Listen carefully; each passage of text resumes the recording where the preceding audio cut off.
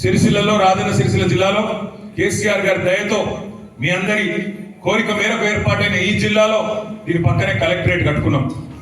Collectorate అద్భుతంగా కట్టుకున్నాం. మరి ఇవాళ ఒక కాంగ్రెస్ కార్యకర్త వచ్చి కలెక్టర్ రూపంలో కూర్చున్నాడు అక్కడ. ఆయన మన నాయకులకు సీదా మాట్లాడుతున్నాడు కలెక్టర్. ఏమని మీరు పార్టీ మారండి అని కలెక్టర్ చెప్తున్నాడు. ఒక అంత గొప్పడు ఇక్కడ కలెక్టర్. ఒక ఇటువంటి సన్నాసులను ఇవాళ తీసుకొచ్చి కక్షపూరితంగా రాజకీయం చేసే ప్రయత్నం చేస్తా ఉన్నారు. ఏం పర్వాలేదు, ఏం పడకూడదు. టిఆర్ఎస్ ఎంట్రుగా కూడా ఎవడు పీకలేడు అని రేవంత్ రెడ్డి కాదు, వాని తాత వాని చేజమ్మ దిగి వచ్చినా కూడా రాజన్న సిరిసిల్ల జిల్లాలో మీ ఎంట్రుగా కూడా ఎవడు పీకలేడు. దానికి బాధ్యత ఏం కాదు. జీవితం అనకు ఆడాడ తగులుతాయి దెబ్బలు.